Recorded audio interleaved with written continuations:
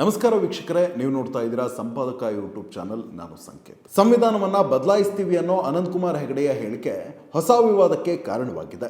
ತಮ್ಮ ಸಂಸದನ ಈ ಹೇಳಿಕೆಯಿಂದ ಅಂತರ ಕಾಯ್ದುಕೊಳ್ಳೋಕೆ ಬಿಜೆಪಿ ನಾಯಕರು ಹೆಣಗಾಡ್ತಾ ಇದ್ದಾರಾದ್ರೂ ಬಿಜೆಪಿಯ ಹಿಡನ್ ಅಜೆಂಡಾವನ್ನೇ ಅನಂತಕುಮಾರ್ ಹೆಗಡೆ ಹೊರಹಾಕಿದ್ದಾರೆ ಅನ್ನೋ ಅನುಮಾನ ಕೂಡ ದಟ್ಟವಾಗ್ತಾ ಇದೆ. ಯಾಕಂದ್ರೆ ಅಂಬೇಡ್ಕರ್ ಅಧ್ಯಕ್ಷತೆಯಲ್ಲಿ ರಚಿಸಲ್ಪಟ್ಟ ನಮ್ಮ ಸಂವಿಧಾನದ ಮೇಲೆ RSSನ ಸರಸಂಘ ಚಾಲಕರಾಗಿದ್ದ MS ಗೋಳ್ವಾಲ್ಕರ್, ಹಿಂದುತ್ವದ ಐಕಾನ್ ಸಾವರ್ಕರ್ ಅಸಮಾಧಾನ ಹೊಂದಿದ್ದಕ್ಕೆ ಪುರಾವೆಗಳಿದ್ದಾವೆ. ಅಷ್ಟೇ ಅಲ್ಲ, ಸಂವಿಧಾನ ಅಂಗೀಕಾರಗೊಂಡ ಆರಂಭದಲ್ಲೇ RSSನ ಮುಖವಾಣಿ ಆರ್ಗನೈಸರ್ ಪತ್ರಿಕೆ ಅದರ ವಿರುದ್ಧ ಕಿಡಿಕಾರಿತ್ತು. RSS ಮತ್ತು ಬಿಜೆಪಿ ನಮ್ಮ ಸಂವಿಧಾನವನ್ನು ಹೀಗೆ ದ್ವೇಷಿಸೋಕೆ ಮುಖ್ಯ ಕಾರಣ ಅವರು ಮನುಸ್ಮೃತಿಯನ್ನ ನಮ್ಮ ದೇಶದ ಸಂವಿಧಾನವನ್ನು ಹಾಕ್ಸೋಕೆ ಬಯಸಿದ್ರು ಅನ್ನೋದು. ಏನಿದು ಮನುಸ್ಮೃತಿ? ಬಾಬಾ ಸಾಹೇಬ್ ಅಂಬೇಡ್ಕರ್ ವಿರೋಧಿಸಿದ್ದು ಕೇವಲ ಜಾತೀಯತೆ ಮತ್ತು ಅಸ್ಪೃಶ್ಯತೆಯನ್ನಷ್ಟೇ ಅಲ್ಲ, ಎಲ್ಲ ಬಗೆಯ ಅಸಮಾನತೆ, ಶೋಷಣೆಗಳನ್ನು ಅವರು ಖಂಡಿಸಿದ್ರು. ಮನುಷ್ಯರ ನಡುವೆ ಸಮಾನತೆ ಇರದ ವ್ಯವಸ್ಥೆಯನ್ನು ಅವರು ಧಿಕ್ಕರಿಸಿದ್ರು. ಅಂತಹ ಶೋಷಣೆಯ, ಅಸಮಾನತೆಯ, ಜಾತೀಯತೆಯ ವ್ಯವಸ್ಥೆಗೆ ಅಡಿಪಾಯ ಹಾಕಿದ್ದೆ ಈ ಮನುಸ್ಮೃತಿ. ಚಾತುರ್ವರ್ಣ ವ್ಯವಸ್ಥೆಯನ್ನು ಹುಟ್ಟುಹಾಕುವ ಮನುಸ್ಮೃತಿ ಬ್ರಹ್ಮನು ತನ್ನ ನೆತ್ತಿಯಿಂದ ಸೃಷ್ಟಿಸಿದವರನ್ನ ಬ್ರಾಹ್ಮಣರು ಅಂತಲೂ, ತೋಳುಗಳಿಂದ ಸೃಷ್ಟಿಸಿದವರನ್ನ ಕ್ಷತ್ರಿಯ ಅಂತಲೂ, ತೊಡೆಗಳಿಂದ ಸೃಷ್ಟಿಸಿದವರನ್ನ ವೈಶ್ಯ ಅಂತಲೂ, ಪಾದದಿಂದ ಸೃಷ್ಟಿಸಿದವರನ್ನ ಶೂದ್ರರು ಅಂತಲೂ ವರ್ಗೀಕರಿಸುತ್ತೆ. ತಲೆಯಿಂದ ಹುಟ್ಟಿದ ಕಾರಣಕ್ಕೆ ಬ್ರಾಹ್ಮಣರನ್ನ ಶ್ರೇಷ್ಠ ಅಂತ ಪ್ರತಿಪಾದಿಸುವ ಈ ಕೃತಿ ಪಾದದಿಂದ ಹುಟ್ಟಿದ ಶೂದ್ರರನ್ನ ಕೀಳಾಗಿ ಬಿಂಬಿಸುತ್ತೆ.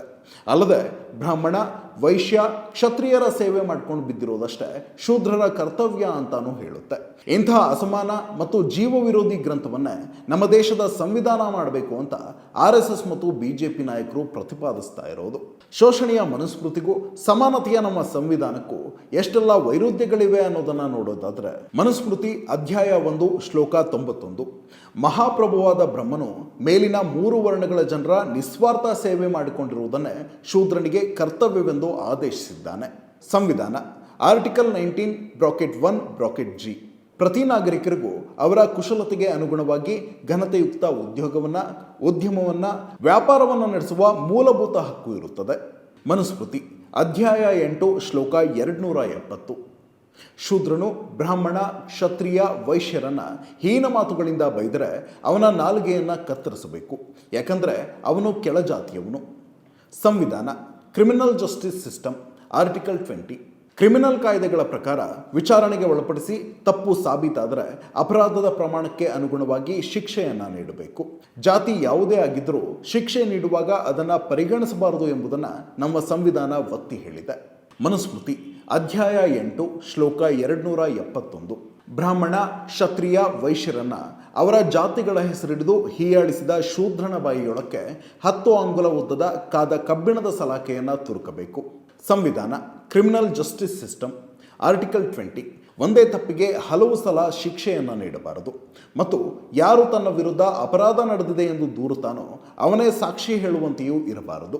ಮನುಸ್ಮೃತಿ ಅಧ್ಯಾಯ 8 ಶ್ಲೋಕ 272, ಬ್ರಾಹ್ಮಣರಿಗೆ ಅಹಂಕಾರದಿಂದ ಕರ್ತವ್ಯ ಬೋಧನೆ ಮಾಡಲು ಬರುವ ಶೂದ್ರನ ಬಾಯಿ ಮತ್ತು ಕಿವಿಯೊಳಗೆ ರಾಜನಾದವನು ಕಾದ ಎಣ್ಣೆಯನ್ನು ಸುರಿಯಬೇಕು. ಸಂವಿಧಾನ ಕ್ರಿಮಿನಲ್ ಜಸ್ಟಿಸ್ ಸಿಸ್ಟಮ್ ಆರ್ಟಿಕಲ್ 22 ಆಪಾದಿತನನ್ನು ಬಂಧಿಸುವ ಸಂದರ್ಭ ಬಂದರೆ ಯಾಕಾಗಿ ಆತನನ್ನು ಬಂಧಿಸಲಾಗ್ತಿದೆ ಎಂಬುದನ್ನು ಆತನಿಗೆ ಮನವರಿಕೆ ಮಾಡಿಕೊಡಬೇಕು ಮತ್ತು ತನ್ನ ಪರವಾಗಿ ನ್ಯಾಯಾಲಯದಲ್ಲಿ ವಾದ ಮಂಡಿಸಲು ಅಗತ್ಯ ತಯಾರಿಯನ್ನು ಮಾಡಿಕೊಳ್ಳಲು ಅವನಿಗೆ ಅವಕಾಶವನ್ನು ಕಲ್ಪಿಸಬೇಕು. ಯಾರದೋ ಆರೋಪದ ಮೇಲೆ ಏಕಾಏಕಿ ಯಾವ ವ್ಯಕ್ತಿಯನ್ನು ಶಿಕ್ಷಿಸಲು ನಮ್ಮ ಸಂವಿಧಾನ ಒಪ್ಪುವುದಿಲ್ಲ. ಮನುಸ್ಮೃತಿ ಅಧ್ಯಾಯ 8 ಶ್ಲೋಕ 282, ಬ್ರಾಹ್ಮಣನ ಜೊತೆಗೆ ಒಂದೇ ಆಸನದಲ್ಲಿ ಕುಳಿತ ಅಂತ್ಯಜ ಅಥವಾ ಶೂದ್ರನಿಗೆ ಸೊಂಟದಲ್ಲಿ ಬರೆ ಎಳೆದು ಊರಿನಿಂದ ಹೊರಗೆ ಹಾಕಬೇಕು, ಇಲ್ಲವೇ ಕುಂಡೆಯನ್ನು ಕತ್ತರಿಸಬೇಕು. ಸಂವಿಧಾನ ಆರ್ಟಿಕಲ್ 14 ಮತ್ತು 15ರಡಿ ಎಲ್ಲರೂ ಸಮಾನರು. ಯಾವುದೇ ವ್ಯಕ್ತಿಗೂ ಅವನ ಜಾತಿ, ಧರ್ಮ, ಲಿಂಗ ಅಥವಾ ಜನ್ಮಸ್ಥಳದ ಆಧಾರದಲ್ಲಿ ಭೇದ ಭಾವವನ್ನು ಮಾಡಬಾರದು. ಅಂದರೆ ಬ್ರಾಹ್ಮಣ ವ್ಯಕ್ತಿಯ ಪಕ್ಕ ಶೂದ್ರನಾದವನು ಕೂತ್ಕೊಳ್ಬಹುದು ಎನ್ನುತ್ತೆ ನಮ್ಮ ಸಂವಿಧಾನ. ಮನುಸ್ಮೃತಿ ಅಧ್ಯಾಯ 9 ಶ್ಲೋಕ 3, ಬಾಲ್ಯದಲ್ಲಿ ತಂದೆ, ಯೌವನದಲ್ಲಿ ಗಂಡ, ಮುಪ್ಪಿನಲ್ಲಿ ಮಗನ ರಕ್ಷಣೆಯಲ್ಲಿ ಹೆಣ್ಣು ಇರಬೇಕು. ಸ್ತ್ರೀಯರು ಸ್ವತಂತ್ರಕ್ಕೆ ಅರ್ಹರಲ್ಲ. ಸಂವಿಧಾನ ಆರ್ಟಿಕಲ್ 16 ಸಾರ್ವಜನಿಕ ಉದ್ಯೋಗಗಳಲ್ಲಿ ಎಲ್ಲರಿಗೂ ಸಮಾನ ಅವಕಾಶವನ್ನು ಕಲ್ಪಿಸಬೇಕು.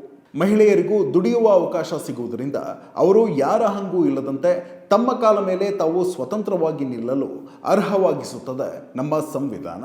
ಮನುಸ್ಮೃತಿ ಅಧ್ಯಾಯ 9 ಶ್ಲೋಕ 11. ಗಂಡನಾದವನು ಹೆಂಡತಿಯನ್ನ ಕೇವಲ ಮನೆಗೆಲಸಕ್ಕೆ, ಧರ್ಮ ಕಾರ್ಯಕ್ಕೆ, ಶೌಚವಿಧಿ ಸ್ವಚ್ಛತಾ ಕಾರ್ಯಕ್ಕೆ, ಪಾತ್ರೆ ತೊಳೆಯುವುದಕ್ಕಷ್ಟೇ ಸೀಮಿತಗೊಳಿಸಬೇಕು. ಮಕ್ಕಳನ್ನು ಹಡೆಯುವುದು, ಹಡೆದ ಮಕ್ಕಳನ್ನು ಸಾಕುವುದು, ಸಂಸಾರವನ್ನು ನಿರ್ವಹಿಸುವುದು ಇವುಗಳಷ್ಟೇ ಸ್ತ್ರೀಯರ ಕರ್ತವ್ಯಗಳು. ಸಂವಿಧಾನ ಆರ್ಟಿಕಲ್ 16 ಸಾರ್ವಜನಿಕ ಉದ್ಯೋಗಗಳಲ್ಲಿ ಎಲ್ಲರಿಗೂ ಸಮಾನ ಅವಕಾಶವನ್ನು ಕಲ್ಪಿಸಬೇಕು. ಮಹಿಳೆಯರಿಗೂ ಹೊರಗೆ ಹೋಗಿ ದುಡಿಯುವ ಅವಕಾಶ ನಮ್ಮ ಸಂವಿಧಾನ ಕಲ್ಪಿಸಿದೆ. ಇದು ಕೇವಲ ಕೆಲವು ಸ್ಯಾಂಪಲ್ಗಳು ಮಾತ್ರ. ಜಾತಿಯ ಆಧಾರದಲ್ಲಿ, ಲಿಂಗದ ಆಧಾರದಲ್ಲಿ ಮನುಷ್ಯರನ್ನ ಹೀಗೆ ಪರಸ್ಪರ ಮೇಲು ಕೀಳು ಅಂತ ವಿಂಗಡಿಸಿ ಮತ್ತು ಆ ವಿಂಗಡಣೆಯ ಆಧಾರದಲ್ಲಿ ಅವರ ಬದುಕನ್ನು ನಿಯಂತ್ರಿಸೋದೇ ಮನುಸ್ಮೃತಿಯ ಉದ್ದೇಶ. ಆ ಕಾರಣಕ್ಕಾಗಿಯೇ ಅಂಬೇಡ್ಕರ್ ಅವರು ಬಹಿರಂಗವಾಗಿ ಮನುಸ್ಮೃತಿಯನ್ನು ಸುಟ್ಟು ಹಿಂದುತ್ವವಾದಿಗಳಿಗೆ ಸವಾಲೊಡ್ಡಿದ್ದು, ನಂತರ ಅದಕ್ಕೆ ಪ್ರತಿಯಾಗಿ ನಮ್ಮ ಹೆಮ್ಮೆಯ ಸಂವಿಧಾನವನ್ನು ರಚಿಸಿದ್ದು. ತಾವು ಬಯಸಿದ ಮನುಸ್ಮೃತಿಯನ್ನು ಈ ದೇಶದ ಸಂವಿಧಾನವನ್ನಾಗಿ ಮಾಡಲಿಲ್ವಲ್ಲ ಎಂಬ ಕೊರಗೆ RSSನವರು ನಮ್ಮ ಸಂವಿಧಾನದ ವಿರುದ್ಧ ಕಿಡಿಕಾರೋಕೆ ಕಾರಣ. ಹೇಗಾದರೂ ಮಾಡಿ ಅದನ್ನು ಬದಲಿಸಬೇಕು ಅನ್ನೋದು BJP ಮತ್ತು RSSನವರ ಹಿಡನ್ ಅಜೆಂಡಾ ಇರಬಹುದೇ ಎಂಬ ಬಹುದಿನಗಳ ಅನುಮಾನವನ್ನು ಅನಂತಕುಮಾರ್ ಹೆಗಡೆಯ ಮಾತುಗಳು ಇನ್ನಷ್ಟು ದಟ್ಟವಾಗಿಸ್ತವೆ. ಅನಂತಕುಮಾರ್ ಹೆಗಡೆ ಹೇಳದಂತೆ BJP ಲೋಕಸಭೆ ಮತ್ತು ರಾಜ್ಯಸಭೆ ಎರಡರಲ್ಲೂ ಬಹುಮತದಿಂದ ಗೆದ್ದರೆ ಈ ಅಪಾಯವನ್ನು ತಳ್ಳಿ ಹಾಕಲಿಕ್ಕೆ ಆಗೋದಿಲ್ಲ. ಹಾಗೇನಾದರೂ ಆದಲ್ಲಿ ಮೀಸಲಾತಿ ರದ್ದಾಗಬಹುದು, ಮಹಿಳೆಯರು 4 ಗೋಡೆಗಳಿಗೆ ಸೀಮಿತವಾಗಬಹುದು, ಶೂದ್ರರು ಶಿಕ್ಷಣದಿಂದಲೇ ವಂಚಿತರಾಗಬಹುದು. ಇದ್ಯಾವುದನ್ನು ತಳ್ಳಿ ಹಾಕಲಿಕ್ಕಾಗೋದಿಲ್ಲ.